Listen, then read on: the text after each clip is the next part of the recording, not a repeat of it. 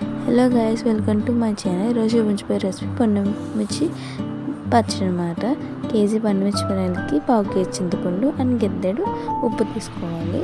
తర్వాత ఒక mixie jar తీసుకుని దాంట్లోకి మనం తీసుకున్న పండుమిర్చి పిడకల్ని ఇరగొట్టుకుని సగం ముక్కలు చేసుకుని వేసుకోవాలి. తర్వాత ఒక గాజు సీసా లాంటిది తీసుకుని దాంట్లోకి మనం తీసుకున్న పావు కేజీ చింతపండుని మొత్తం వేసేయాలన్నమాట. మొత్తం వేసేసిన తర్వాత దాంట్లో అయినా చింతపిక్కలు కానీ అయినా లేజులు లాంటివి కానీ ఉంటే కనుక తీసేసుకోవాలి. లేదా అంటే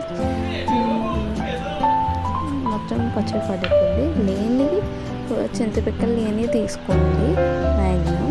మేమైతే చింతపిక్కలు అన్నీ తీసుకున్నాం కాబట్టి అన్నీ వేసేసి వేసేసరికి చాలా టైం పడుతుంది అన్నమాట.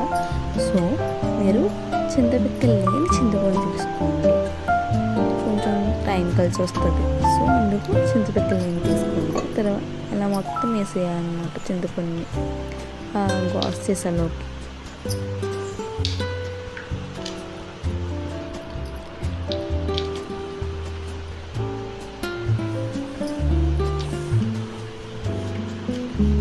అలా మొత్తం వేసేసిన తర్వాత చూడండి అలా వేసేయాలి.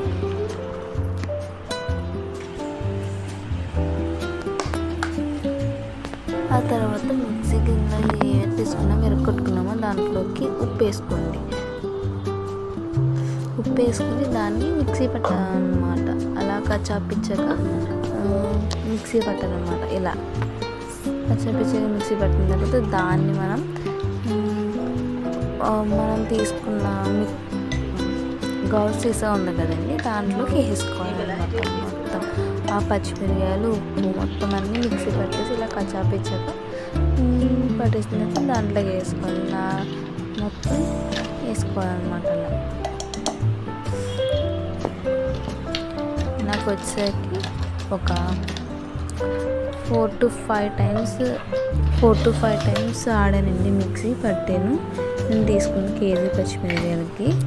సో అలా మిక్సీ మొత్తం పెట్టేయాలి. తర్వాత 3 రోజులు ఉంచిన తర్వాత కలపాలన్నమాట. 3 రోజుల తర్వాత ఇలా అండి చింతపండుని దాన్ని బాగా మిక్స్ చేసి 3 రోజుల తర్వాత బాగా మెత్తగా ఆడుకోవాలన్నమాట మళ్ళీ మిక్సీలో. ఆ తర్వాత ఇలా ఉంటుంది అన్నమాట. తీసుకుని బాగా కలపాలి. తర్వాత మనం తాలింపు వేసుకోవాలన్నమాట. తాలింపు కావాల్సిన పచ్చిశనగపప్పు, మిరప చెక్క, కరివేపాకు, ఎండుమిర్చి, ఆవాలు, జీలకర్ర. ఆ తర్వాత మూగుల్లోకి నూనె వేసుకొని ఇవన్నీ వేసి బాగా వేగాలండి ఈ పోపు దినుసులన్నీ. మామూలుగా తాలింపు వేసుకోకుండా కూడా పచ్చడి తినచ్చండి, కానీ తాలింపు వేసుకుంటే మంచి టేస్ట్ వస్తుంది. తాలింపు వేసుకుంటే ఇంకా బాగుంటుంది అన్నమాట పచ్చడి. టిఫిన్లోకైనా దేంట్లోకైనా పర్ఫెక్ట్గా సరిపోయే పచ్చడి చాలా అంటే చాలా బాగుంటుంది. అసలు అన్నంలో అయినా తినేయచ్చు. ఎంత బాగుంటుంది అంటే పుల్లగా కారంగా చెప్పలేము అసలు. ఆ టేస్ట్ చాలా అంటే చాలా బాగుంటుందండి. ఖచ్చితంగా ట్రై చేయండి సారీ ఈ పద్ధతిలో.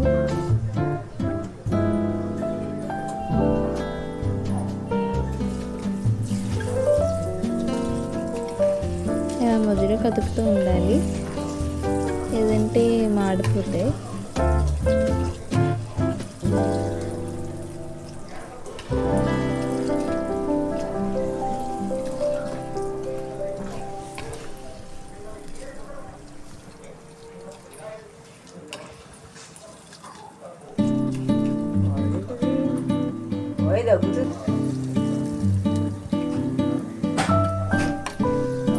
ఆవాలు, జీలకర్ర అన్నీ వేసుకొని బాగా వేగాలి.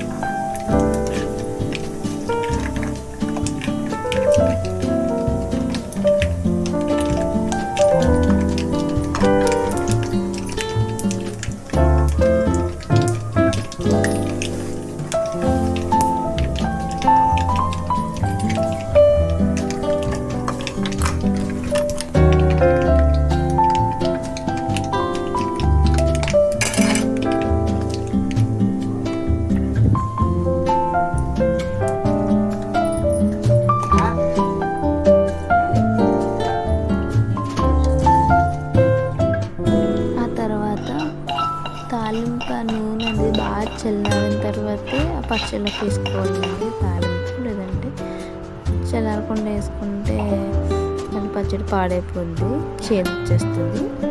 సో అందుకు పచ్చడి చల్లారితే కనుక చల్లారిన తర్వాత వేసుకుంటే చేదు రాదు. సో అందుకు చల్లారిన తర్వాత వేసుకోవాలన్నమాట.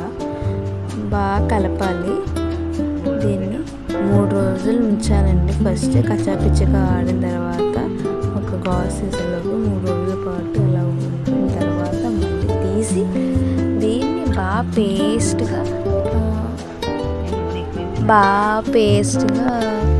బాగా మెత్తగా ఆడిన తర్వాత తాలింపు వేసుకొని గాజు సీసాలో పెట్టేసుకోవడమే అండి. అంతేనండి. కానీ చాలా బాగుంటుందండి ఈ పచ్చడి, చాలా బాగుంటుంది. బాగా కలిపిన తర్వాత మనం మళ్ళీ ఆ గాజు సీసాలోకి వేసుకోవాలన్నమాట. ఖచ్చితంగా ట్రై చేయండి పచ్చడి, మర్చిపోకండి.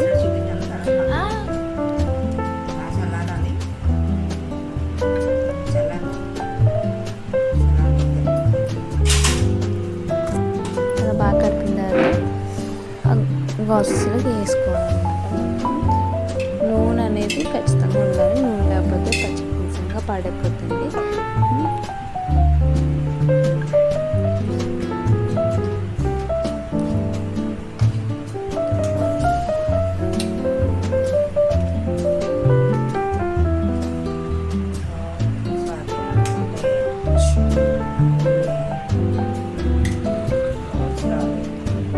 అలా మొత్తం తీసి కొద్దిగా వేసుకోవాలండి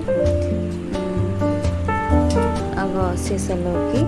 మొత్తం వేసుకున్న తర్వాత వేసుకొని మొదటి ఇదే అండి ఈరోజు చూపించిన రెసిపీ అన్నమాట. ఖచ్చితంగా ట్రై చేయండి. దీంట్లోకి పర్ఫెక్ట్గా సరిపోయేదన్నమాట. చాలా అంటే చాలా బాగుంటుందండి. అలా బాగా అన్నీ నొక్కిన తర్వాత నూనె అంతా పైకి రావాలి. నూనె సరిపోతే మళ్ళీ వేసుకోండి. కాసిన నూనె వేసుకోవాలి. ఇదండి ఈరోజు చూపించిన రెసిపీ. ఖచ్చితంగా ట్రై చేయండి, మర్చిపోకండి మరి.